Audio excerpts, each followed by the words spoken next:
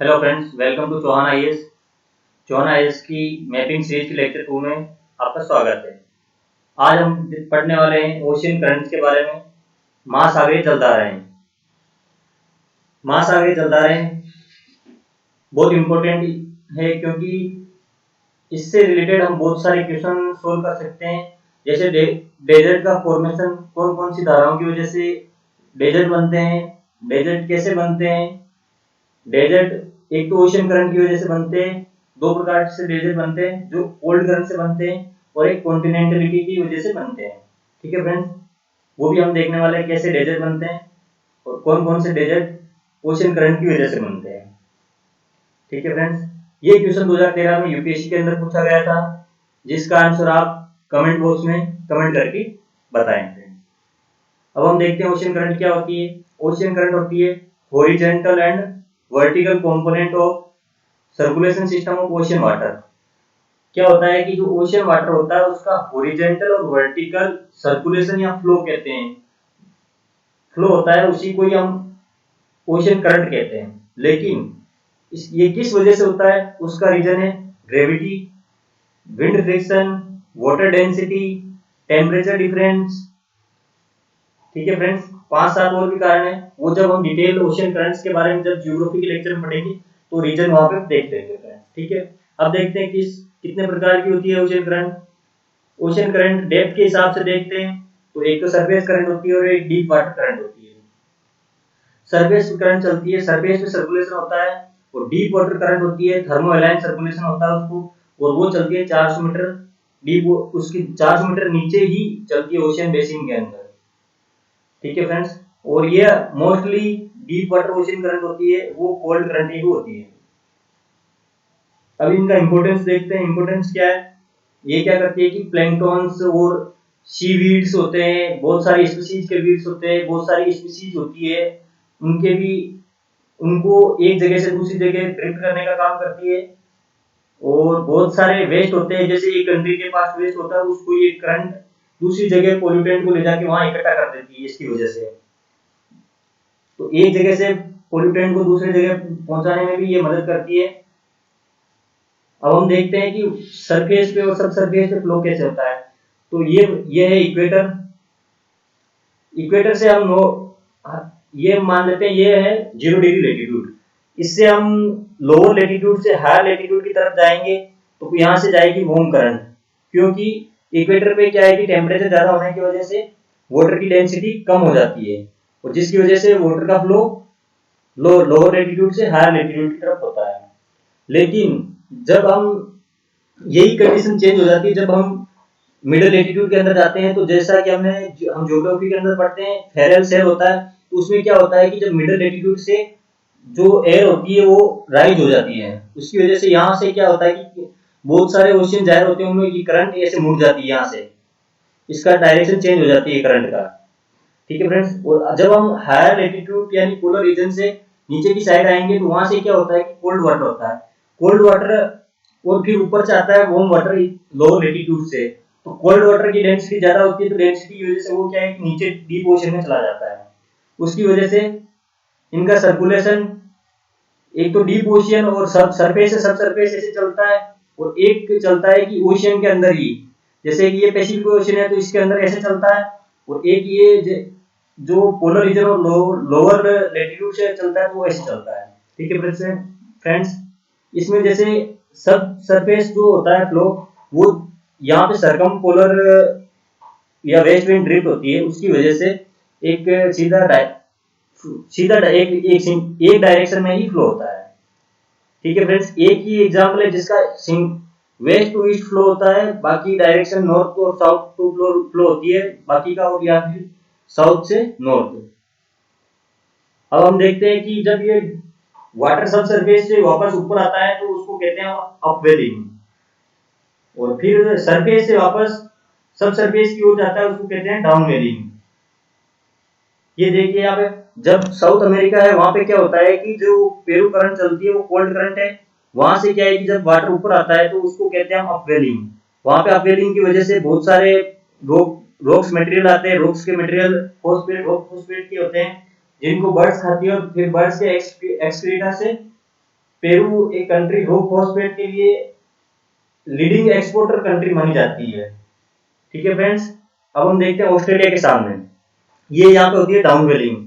ये normal year के अंदर या फिर कंडीशन हम उसको कहते हैं लानिनो कंडीशन। लानिनो कंडीशन और नॉर्मल ईयर में चेंज इतना होता है कि जब लानिनो कंडीशन के अंदर ऑस्ट्रेलिया के यहाँ पे वार्म वाटर ज्यादा होता है, उसकी वजह से क्या होता है कि एशिया में और यहाँ पे अच्छी बारिश होती है और यहाँ पे कोई बारिश नहीं होती है। ठीक है फ्रेंड्स, यहाँ पे ड्रॉट हो जाता है। और जब अल नीनो की कंडीशन होती है उसमें क्या होता है कि ये वाटर का रिवर्स फ्लो होने लग जाता है और इंडिया के अंदर ड्रॉट आने के चांसेस बढ़ जाते हैं और इंडिया के मानसून भी लेट हो सकता है फ्रेंड। ठीक है, अब हम देखते हैं कि जब ये ओशियन के अंदर जो करंट होती है, ओशियन करंट, वो बड़े बड़े ओशियन के अंदर, ओशियन बेसिन में सर्कुलर वे के अंदर घूमती है, फ्लो करती है। ठीक है, सर्कुलेशन के अंदर जो इंपोर्टेंट 5 जायर बनाती है, जिसमें पहला जायर है नॉर्थ अटलांटिक, फिर है साउथ अटलांटिक, फिर है साउथ पैसिफिक, नॉर्थ पैसिफिक और इंडियन ओशियन। 5 जगह जायर बनते हैं। ये जैसे ये जायर है एक, इसका सर्कुलेशन पूरा होता है। अब इसके अंदर ध्यान रखना, हर जायर के अंदर एक कोल्ड करंट का होना निश्चित अनिवार्य है फ्रेंड्स। किसी भी जायर के अंदर देख लेना एक कोल्ड करंट आपको मिलेगी। जैसे यहाँ पे है, यहाँ पे हम देखते हैं नॉर्थ अटलांटिक के अंदर यहाँ से आती है केंद्रीय करंट कोल्ड करंट है। यहाँ पे ये जायर बनता है साउथ अटलांटिक में, यहाँ पे बेंगुला करंट है, ये भी कोल्ड करंट है। और इंडियन ओशियन के अंदर ये है वेस्ट ऑस्ट्रेलियन करंट, ये भी कोल्ड करंट है। पैसिफिक के अंदर जाएंगे तो साउथ पैसिफिक में ये पेरू करंट है, ये भी कोल्ड करंट है। वापस नॉर्थ पैसिफिक में जाएंगे तो ये कैलिफोर्नियन करंट है, ये भी कोल्ड करंट है। तो जो भी जायर बनेगा उसके अंदर एक कोल्ड करंट का होना अनिवार्य है, कंपलसरी है। ठीक है फ्रेंड्स, अब हम देखते हैं कि करंट कौन कौन सी है, कैसे उनका फ्लो होता है। जो इक्वेटर पे करंट चलती है 0 डिग्री पे, उसको कहते हैं काउंटर इक्वेटोरियल करंट। ठीक है फ्रेंड्स, उससे 10 डिग्री साउथ में जाएंगे और 10 डिग्री नॉर्थ में जाएंगे तो क्या होता है कि जो ट्रेड विंड की वजह से करंट फ्लो होती है उसको कहते हैं नॉर्थ में तो कहते हैं नॉर्थ इक्वेटोरियल करंट, साउथ में कहते हैं साउथ इक्वेटोरियल करंट। ठीक है फ्रेंड्स, और जब हम यही वापस जब ये दोनों करंट जाके किसी भी ओशियन की कोस्ट से टच करती है तो वहां से क्या होता है कि इनका फ्लो वापस नदर्न हेमिस्फीयर के साइड में डिफ्लेक्शन होता है और सदर्न हेमिस्फीयर की साइड में डिफ्लेक्शन होता है। उसकी वजह से वो कोरियोलिसिस फोर्स की वजह से होता है और फिर उसकी वजह से ये गल्फ स्ट्रीम नदर्न हेमिस्फीयर में बनती है और सदर्न हेमिस्फीयर में ब्राजील करंट बनती है। और यदि पैसिफिक ओशियन के अंदर आएंगे तो नदर्न हेमिस्फीयर में क्रूशियो करंट बनती है, सदर्न हेमिस्फीयर में ईस्ट ऑस्ट्रेलियन करंट बनती है। जो ये करंट बनेगी ये वार्म करंट होगी फ्रेंड्स। ठीक है, और इसकी वजह से क्या होता है कि कुछ वाटर ऊपर की साइड चला जाता है और कुछ वाटर नीचे की साइड में आ जाता है, लेकिन कुछ वाटर होता है वो कोस्ट से टकराकर वापस रिवर्स डायरेक्शन में फ्लो करता है, उसी को हम काउंटर इक्वेटोरियल करंट कहते हैं। जब ये गल्फ स्ट्रीम और ऊपर चली जाती है, वहां से लेब्राडोर करंट मिलती है, लेब्राडोर करंट कोल्ड करंट होती है, उसके मिलने के बाद ये नॉर्थ अटलांटिक ड्रिफ्ट में चेंज हो जाती है, उसकी वजह से यूरोप के अंदर बारिश होती है। अब हम देखते हैं साउथ अटलांटिक ओशियन में, जब साउथ इक्वेटोरियल करंट है वो कोस्ट पे टकराने के बाद ब्राजील की साइड में नीचे की साइड में जाती है तो वो वार्म करंट होके नीचे की साइड में जाती है, लेकिन यहाँ से नीचे की साइड से ऊपर की साइड एक फॉकलैंड करंट आती है फ्रेंड्स, वो कोल्ड करंट है। ठीक है, और एक बार हम देख लेते हैं कि कौन कौन सी करंट कौन कौन से डेजर्ट बनाती है। ठीक है, केंद्रीय करंट बनाती है सारा डेजर्ट, बेंगुला करंट बनाती है Namib desert, west Australian current बनाती है ऑस्ट्रेलियन डेजर्ट, और पेरू करंट बनाती है अटाकामा डेजर्ट चिली के अंदर, और ये यहाँ पे फॉकलैंड करंट है वो बनाती है पेटागोनियन डेजर्ट, और कैलिफोर्निया कोल्ड करंट है ये बनाती है सोनोराम मोजावी, ये डेजर्ट यूएसए और मेक्सिको के अंदर बनाती है। ठीक है, और लेब्राडोर करंट ये क्या है कि यहाँ पे पूरा आइस ही है तो ये क्या है कि कोल्ड डेजर्ट हो गए हैं। ठीक है फ्रेंड्स, अब हम थोड़े डिटेल में देख लेते हैं कैसे इनका वर्क होता है। जो ये नॉर्थ अटलांटिक ओशियन के अंदर देखते हैं अपन, इसमें क्या होता है कि ये नॉर्थ इक्वेटोरियल करंट थी, ये ऊपर की साइड में नदर्न हेमिस्फीयर की साइड में डिफ्लेक्शन हुआ, उसको हम जो डिफ्लेक्शन होती है उसको कहते हैं एंटरलीच करंट। वही करंट जब ये इधर से होके वापस इधर की साइड में मूव होती है। इसकी वजह से जो करंट बनती है उसको फ्लोरिडा करंट कहते हैं। और जब एंटलीज और फ्लोरिडा करंट मिल जाती है तो हम उसको गल्फ स्ट्रीम कहते हैं। जब गल्फ स्ट्रीम में लेब्राडोर करंट मिल जाती है उसको नॉर्थ अटलांटिक ड्रिफ्ट कहते हैं। क्या होता है कि फ्रेंड्स, लेब्राडोर करंट और ईस्ट ग्रीनलैंड करंट दोनों मिक्स में आके मिलती है। उसकी वजह से क्या होता है कि ये वाटर यहाँ पे डीप ओशन में फ्लो करने लग जाता है। इधर फ्लो करता है क्योंकि इधर का फ्लो ऐसे था, लेकिन वो वापस रिवर्स फ्लो होता है। ये सर्कल ऐसे चलता है। लेकिन जो कोल्ड वाटर ऊपर भी आया था, कुछ वाटर ऊपर आता है, वो वाटर क्या करता है, इधर आ जाता है। इधर आने के बाद यहाँ पे क्या होता है कि अपवेलिंग भी होती है यहाँ पे, और उसकी वजह से भी कोल्ड वाटर आता है, ऊपर से इस ड्रिफ्ट से भी कोल्ड वाटर आता है। तो ये केंद्रीय करंट यहाँ से स्टार्ट हो जाती है। ये कोल्ड वाटर करंट है, ये सारा डेजर्ट बनाती है यहाँ पे। और जो ये नॉर्थ अटलांटिक ड्रिफ्ट है वो यूके में और यूरोप के इस एरिया के अंदर बारिश उसकी वजह से होती है फ्रेंड्स। जब ये नॉर्थ अटलांटिक ड्रिफ्ट यूके को क्रॉस करती है तो उसके बाद उसको नॉर्वेजियन करंट कहते हैं, क्योंकि यहाँ पे नॉर्वे की कोस्ट लगती है, इसकी वजह से। तो हमने देखा है कि नॉर्वेजियन करंट और नॉर्थ अटलांटिक ड्रिफ्ट की वजह से क्या होता है कि यूके का एरिया सब पोलर रीजन में आने के बाद भी यहाँ पे जो पोर्ट है वो ओपन रहते हैं पूरे साल के लिए। नहीं तो इससे नीचे भी कहीं कहीं एरिया के अंदर पोर्ट 6 महीने के लिए चलते हैं और 6 महीने बंद होते हैं फ्रेंड्स। ठीक है, अब हम देखते हैं इंडियन ओशन के अंदर। इंडियन ओशन में दो कंडीशन लगती है, समर में अलग होता है, विंटर में अलग होता है। उसका कारण है इंडियन मानसून। क्योंकि इंडियन मानसून चलता है होता है उस टाइम यहाँ पे एक करंट वो चलती है सोमाली करंट।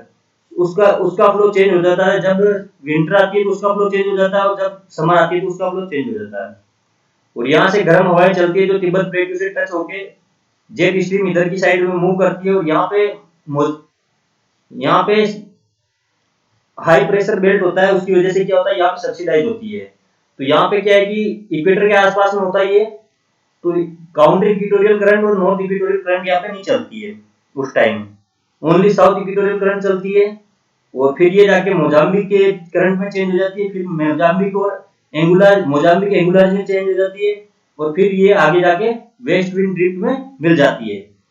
जब वेस्ट विंड ड्रिफ्ट आगे आती है तो फिर ये वापस इसका लेफ्ट डायरेक्शन के अंदर डिफ्लेक्शन होता है, जिसकी वजह से ये वेस्ट ऑस्ट्रेलियन करंट बन जाती है। Waste Australian current cold current है फ्रेंड्स, उसकी वजह से यहाँ पे सारा डेजर्ट बनता है। अब विंटर में देखते हैं, विंटर में क्या होता है कि ये काउंटर इक्वेटोरियल करंट और नॉर्थ इक्वेटोरियल करंट सब चलती है इंडियन ओशन में, और इनका रिवर्स फ्लो होता है। और ये क्या होता है कि जब करंट ऐसे चलती है तो इनका पूरा डायरेक्शनल चेंज हो जाती है पूरी। ठीक है फ्रेंड्स, ये ध्यान रखना। जब विंटर में क्या होता है कि सभी करंट चलती है, वो समर के अंदर दो करंट नहीं चलती है। ठीक है फ्रेंड्स, अब हम देखते हैं नॉर्थ पैसिफिक ओशियन के अंदर। नॉर्थ पैसिफिक ओशियन के अंदर नॉर्थ इक्वेटोरियल करंट है। जब ये जाके फिलीपींस के पास में, यहाँ से फिलीपींस से पहले राइट डायरेक्शन या फिर नॉर्थ की साइड में डिफ्लेक्शन हो जाता है इनका, तो वहां पर इसको कहते हैं क्रूशियो करंट। जब ये मिडल लेटीट्यूड में जाएगी तो वहां से क्या होता है कि ये इसके डायरेक्शन वापस चेंज हो जाती है, राइट डिफ्लेक्शन हो जाता है, उसको कहते हैं नॉर्थ पैसिफिक करंट। फिर ये जब कोस्ट से जाके टकराती है, यहाँ से अपवेलिंग होती है, इसकी वजह से इसको कहते हैं Californian current. Californian current cold current है, जो मोजावे, सोनाराम और एक और डेजर्ट बनाती है। उसका नाम आप कमेंट बॉक्स में करें कौन सा डेजर्ट है। ठीक है फ्रेंड्स, और फिर इसका वापस लेफ्ट साइड में डिफ्लेक्शन होता है, उसकी वजह से वार्म करंट बनती है अलास्का करंट। ठीक है फ्रेंड्स, तो अलास्का करंट वार्म है, कैलिफोर्निया करंट कोल्ड है, ध्यान रखना। और फिर यहाँ पे क्या होता है कि क्रूशियो करंट होती है ना, उसमें हायर लेटीट्यूड से ओयोशी या कामचक्का करंट भी आती है, और ओकोस्टा करंट आती है। तो ये दोनों करंट मिलती है इस जगह पे, बहुत अच्छा फिशिंग ग्राउंड बनाते हैं। ठीक है फ्रेंड्स, अब चलते हैं साउथ पैसिफिक ओशन में।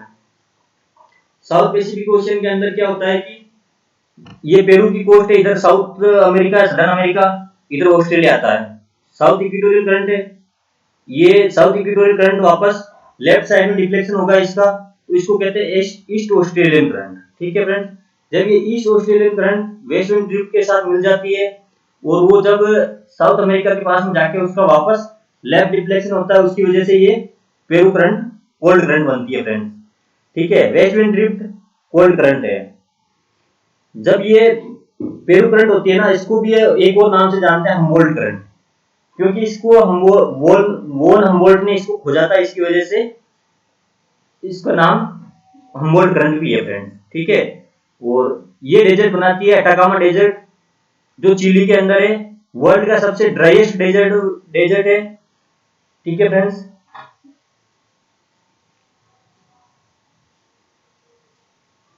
अब हम देखते हैं साउथ अटलांटिक ओशियन के अंदर। साउथ अटलांटिक ओशियन के अंदर ये सदर्न इक्वेटोरियल करंट है, जो ब्राजील की कोस्ट से वापस लेफ्ट में डिप्रेशन हो जाता है उसका, या सदर्न हेमिस्फीयर में, तो वो ब्राजील करंट हो जाती है। और इधर से ये अटलांटिक ओशियन है, यहाँ से चलती है वेस्ट विंड ड्रिफ्ट, उसका पार्ट यहाँ से छोटा सा पार्ट जो फोकलैंड करंट नाम कहते हैं उसको, वो कोल्ड करंट है, वो इधर से नॉर्दर्न हेमिस्फीयर की साइड में, मतलब कि हायर लेटीट्यूड से लोअर लेटीट्यूड की साइड में डिफ्लेक्शन होता है। जब ये दोनों करंट मिलती है तो यहाँ पे फिशिंग जोन बनाती है फ्रेंड्स, ठीक है, ब्राजील और फोकलैंड करंट। ये वेस्ट विंड ड्रिफ्ट आगे चलती है, फिर ये क्या होता है कि वापस सडन हायर लेटीट्यूड से लोअर लेटीट्यूड की साइड मूव करती है, फिर इसको क्या, इसका नाम चेंज हो जाता है बेंगुला करंट। बेंगुला करंट या नामीबिया के अंदर पहुंचती है, तो ये क्या है कि नामीबियन डेजर्ट यहाँ पे बनाती है। तो देखा फ्रेंड्स, हर कोल्ड करंट डेजर्ट बनाती है, हर कोल्ड करंट एक ना एक डेजर्ट बनाती है, जैसे कि ये फोकलैंड करंट की वजह से यहाँ पे पेटागोनियन डेजर्ट बनता है, ठीक है फ्रेंड्स। और यहाँ पे एंगोला के अंदर क्या होता है कि जब ये कोल्ड करंट और इधर से वापस काउंटर इक्वेटोरियल करंट से गर्म वाटर आता है, इसकी वजह से क्या होता है कि यहाँ पे अच्छा फिशिंग ग्राउंड बनता है फ्रेंड, ठीक है, ये भी ध्यान रखें।